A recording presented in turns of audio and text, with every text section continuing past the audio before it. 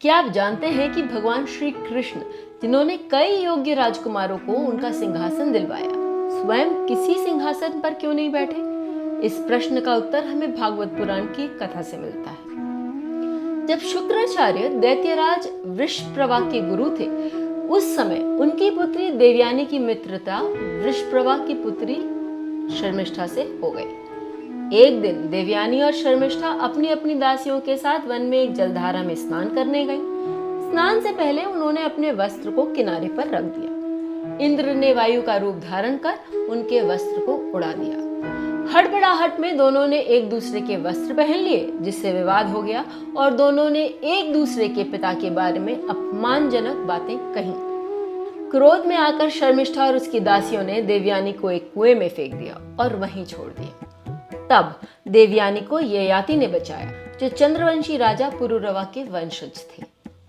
देवयानी को कुएं से निकालकर ययाति ने उसकी पहचान पूछी और फिर अपने राज्य को लौट गए।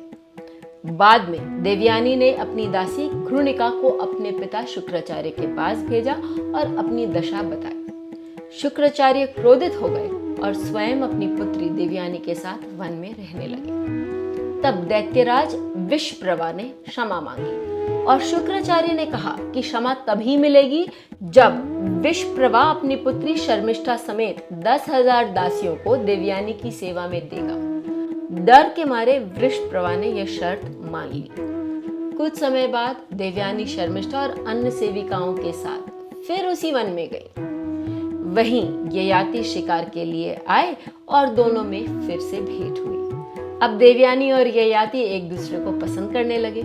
ययाति ने परंपरा अनुसार शुक्राचार्य से देवयानी का विवाह के लिए हाथ मांगा। शुक्राचार्य ने सहमति दे दी, लेकिन शर्त रखी कि ययाति और शर्मिष्ठा के बीच कोई संबंध नहीं हो सकता है। ययाति ने देवयानी से विवाह किया और उसे राजमहल में सुखपूर्वक रखा। देवयानी से ययाति को यदु और तुवर्सु नामक 2 पुत्र हुए, लेकिन गुप्त रूप से ययाति ने शर्मिष्ठा से भी विवाह किया और उससे द्रुह्य, अनु और पुरु नाम के 3 पुत्र प्राप्त किए।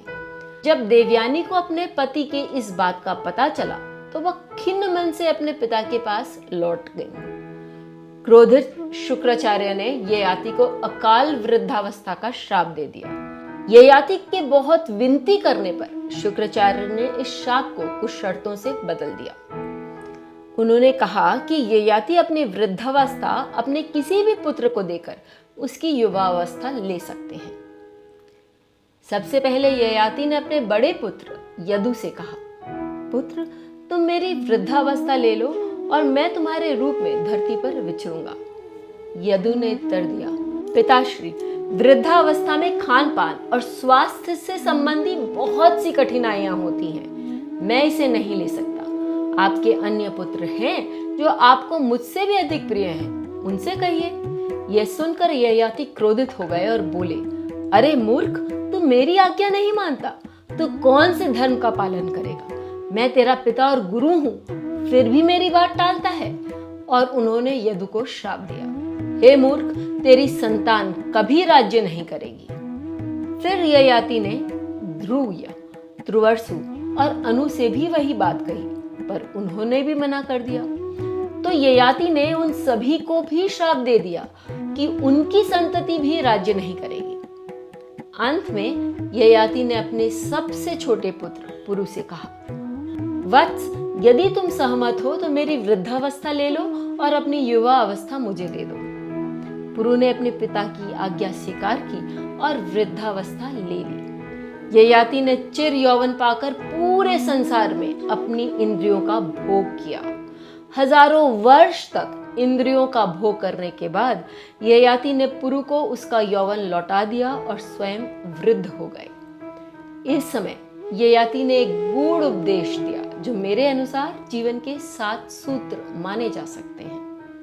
पहला, भोगों की इच्छा भोग से कभी शांत नहीं हो सकती, जैसे आग घी डालने से और भड़कती है। दूसरा, सारा अन्न, सोना, गायें, पशु और स्त्रियां, ये सब एक व्यक्ति के लिए भी पर्याप्त नहीं होते।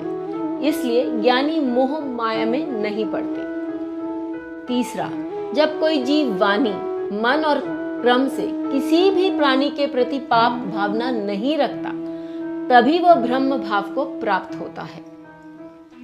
चौथा, जब वह न किसी से डरता है न किसी को डराता है, और जब वह इच्छा और द्वेष से मुक्त हो जाता है, तभी वह ब्रह्म स्थिति को प्राप्त करता है।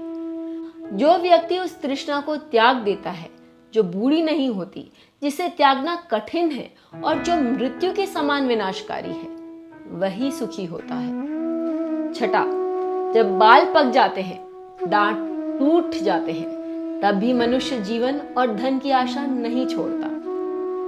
और अंतिम, सबसे गूढ़, काम जनित सुख और स्वर्ग का भी महान सुख, ये सब मिलकर भी तृष्णा के अंत से मिलने वाले सुख की 16वीं कला के बराबर भी नहीं है।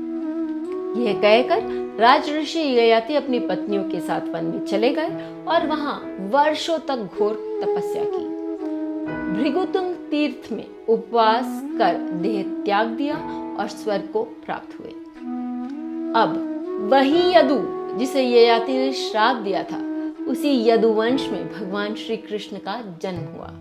अपने पूर्वज की मर्यादा रखने के लिए श्री कृष्ण ने कभी राजपद नहीं लिया, न ही कभी किसी सिंहासन पर बैठे।